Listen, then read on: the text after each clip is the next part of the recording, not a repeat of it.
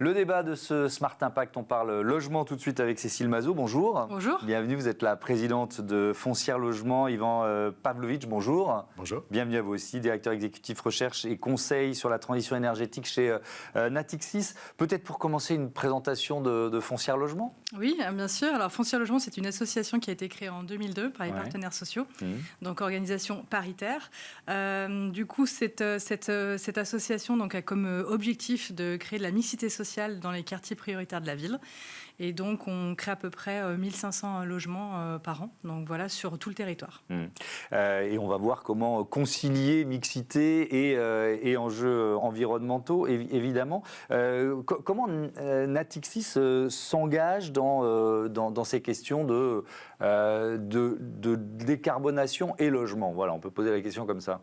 Alors en fait, on a un double niveau d'intervention, parce que Natixis, c'est la filiale de Gros, de BPCE, qui est le deuxième groupe bancaire européen. Et en fait, on a une action au niveau de nos caisses et nos banques au niveau local. Ouais. Et donc là, on a tout un tas de programmes pour favoriser le développement de logements vertueux.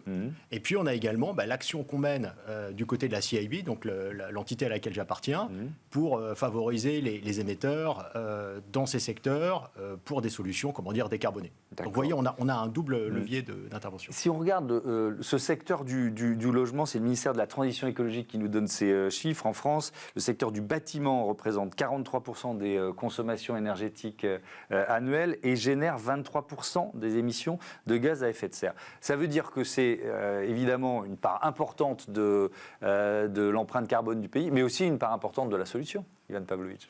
Absolument. Et vous avez raison de souligner le fait que le secteur du bâtiment est un gros consommateur d'énergie fossile. Et c'est vrai que quand on regarde les chiffres en perspective, on s'aperçoit que dans cet environnement, le bâtiment, c'est le 4e secteur d'émissions de gaz à effet de serre. Donc c'est là qu'effectivement les efforts doivent porter. Alors, à tout un tas de niveaux. Le premier niveau, c'est évidemment d'essayer de substituer au maximum des solutions bas carbone aux solutions existantes aujourd'hui pour le chauffage, qui sont assises sur le gaz et le fioul. Donc là, il y a des choses qui commencent à émerger. Pompe à chaleur, réseau de chaleur. On détaillera tout ça tout à l'heure. Voilà. Et puis, l'autre aspect, c'est d'agir en fait sur la construction et la fabrication des matériaux pour le bâtiment. Et là, on a des économies d'énergie et de CO2 considérables à réaliser, puisque si on prend l'exemple du ciment, aujourd'hui le ciment est un secteur qui est à la fois consommateur d'énergie, fortement consommateur d'énergie, et très émetteur de CO2. Ouais. L'association Foncière Logement, j'ai vu ça en préparant l'émission, Cécile Mazot, s'est dotée d'un plan climat, d'une stratégie de décarbonation qui s'appelle Futurable. Futur avec un H, Futurable. C'est quoi Futurable? Expliquez-nous. Alors Futurable, c'est notre stratégie, donc pas que bas carbone, environnementale, c'est une stratégie forte. On a pris le temps de la faire avec les administrateurs, avec les équipes. Un peu plus de 2 ans de travail quand même pour se dire finalement quel impact notre activité va avoir sur la construction, sur l'empreinte carbone, sur l'usage aussi, pas que la décarbonation, on parle aussi d'usage. Donc Futurable, finalement, ça répond à 2 enjeux forts, à un enjeu donc du futur, un enjeu de décarbonation, c'est important parce notre parc va croître de 36% et donc notre empreinte carbone va diminuer de 46% dans les années à venir. Donc on voit bien qu'il faut mêler croissance et on peut concilier les au deux. Niveau de la décarbonation. On peut concilier les deux. Exactement. Donc c'est un plan qui est suivi, c'est un plan de décarbonation qui est piloté, sans oublier la notion d'usage. Et donc là, c'est la deuxième partie du terme qui est HAB, comme habitation. Et là, il faut travailler sur la qualité, parce que dans ces époques un petit peu compliquées, on voit que les citoyens, les Français ont besoin d'être logés. Donc parler de décarbonation, oui, c'est primordial, mais il faut aussi qu'on loge les salariés dans les quartiers. Bien sûr, un logement durable, c'est d'abord un logement frugal. Ça veut dire quoi, ça, pour vous? Alors la frugalité, c'est un terme qui peut paraître un peu loin, mais moi ce que j'aime, c'est surtout le logement doit être durable.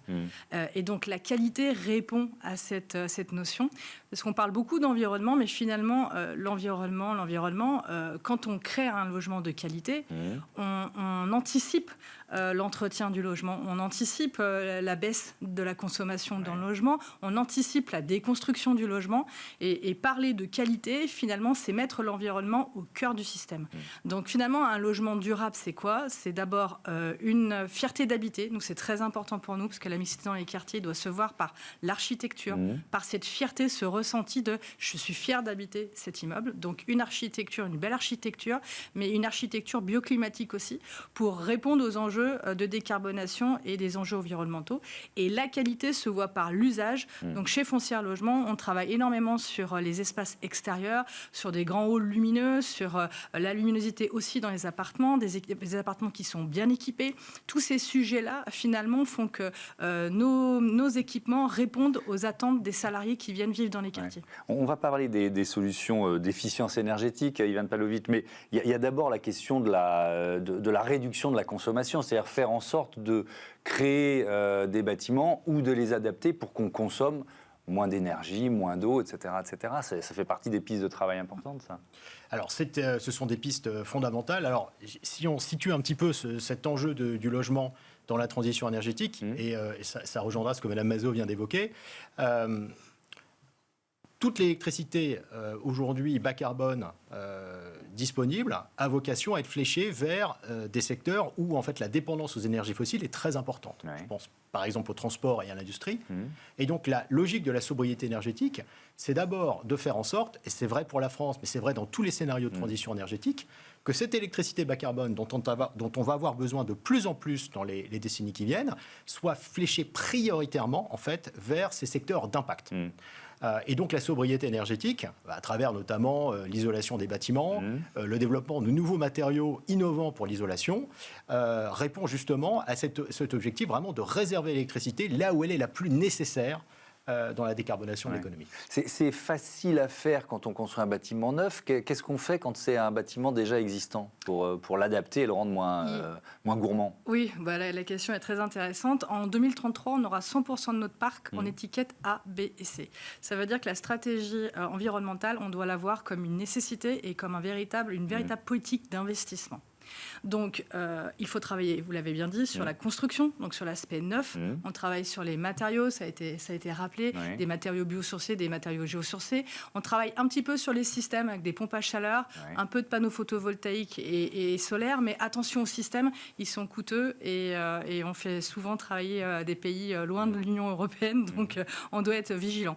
Sur la partie rénovation, voir les investissements vraiment comme on va dire des charges, mais des charges pour notre patrimoine. Chez Foncière Logement, nous gardons nos logements, nous gardons notre parc et nous le transférons après à Agirc-Arrco. Donc on a une vraie vision patrimoniale de notre parc de logements donc, et donc on l'entretient. C'est que l'investissement pour rendre un bâtiment ancien moins gourmand en énergie, finalement ça le valorise. Exactement, ça le valorise, donc c'est vraiment une démarche patrimoniale. Et donc ça permet aux locataires de baisser leurs charges par la suite et donc du coup d'avoir un parc qui est attractif quand il est bien rénové. Sur les solutions d'efficacité énergétique, Ivan Pavlovic, effectivement, si on parle de panneaux solaires, par exemple, ils viennent à 95 ou 98 ou 99% d'Asie, et notamment de Chine. Est-ce que c'est une fausse bonne solution ? Alors, c'est une solution qu'on met sous le vocable d'autoconsommation.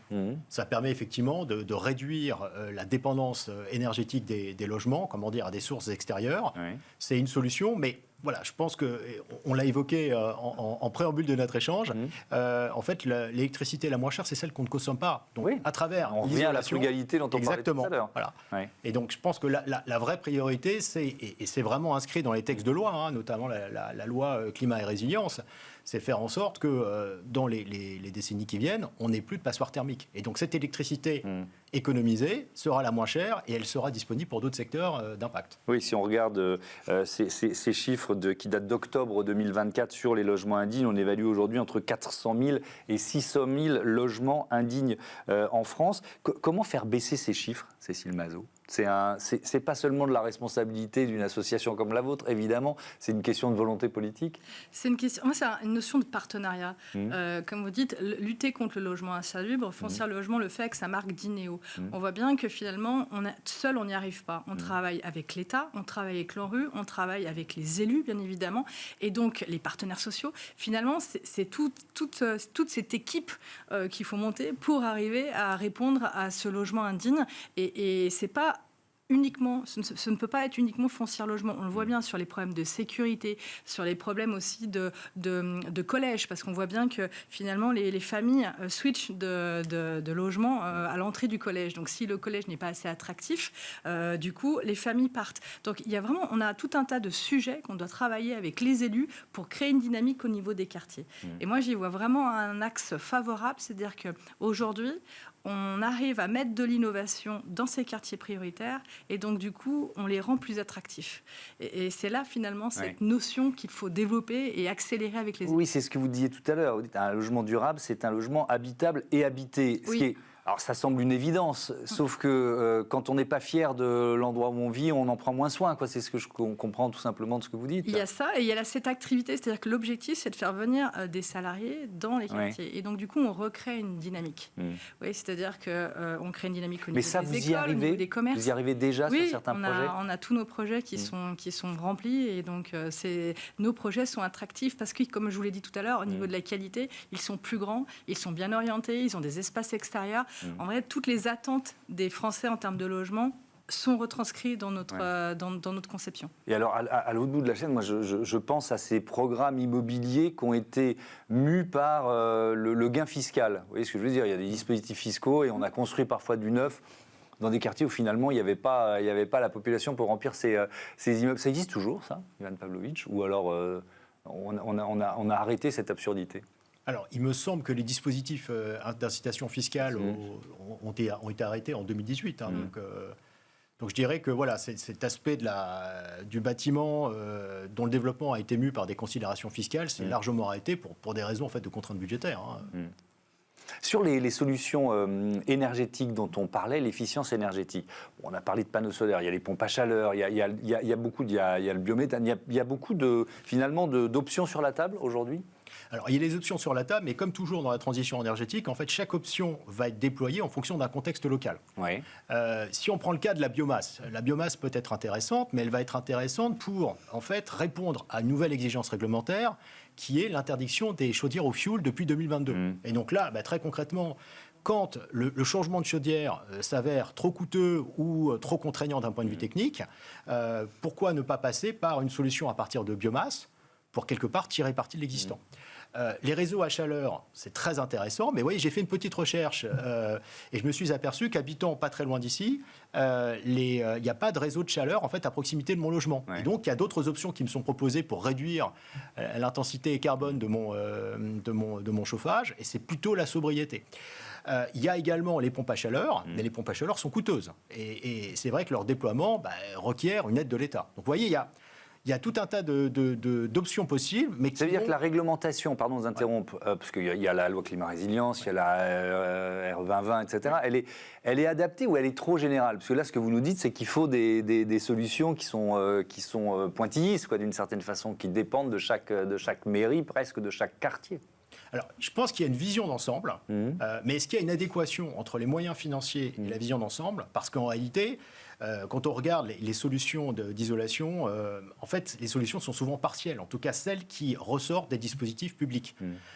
Il y a peut-être un manque en fait, d'une vision globale et d'instruments de politique publique, et notamment de subventions, pour répondre à la globalité des problèmes dans les logements existants. Ouais, votre avis là-dessus, un dernier mot, Cécile Mazot, sur les dispositifs réglementaires existants, est-ce qu'ils vous semblent adaptés? Est-ce qu'il faut les revoir? La réglementation, elle pousse à agir, donc ça c'est plutôt une bonne chose.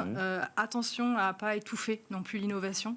Je pense qu'il faut se fixer des objectifs et laisser les acteurs trouver de l'innovation, trouver des partenariats pour trouver les bonnes solutions. Attention à pas non plus faire trop de réglementation. Nous avons besoin de loger les Français. Trop de réglementation freine à la création de logements. On le voit bien aujourd'hui avec la crise du logement. Donc moi, je serais plutôt à dire oui pour la réglementation, mais avec des retours d'expérience, il faut se poser et du coup pouvoir se dire est-ce qu'on va dans la bonne direction, pas aller trop vite. Voilà, je pense qu'aujourd'hui, on a besoin d'un petit temps de pause pour comprendre ce qu'on crée, ce qu'on réalise et surtout favoriser l'innovation dans le logement. Merci beaucoup, merci à tous les deux et à bientôt sur Be Smart for Change. On passe tout de suite à notre rubrique Prêt pour l'impact.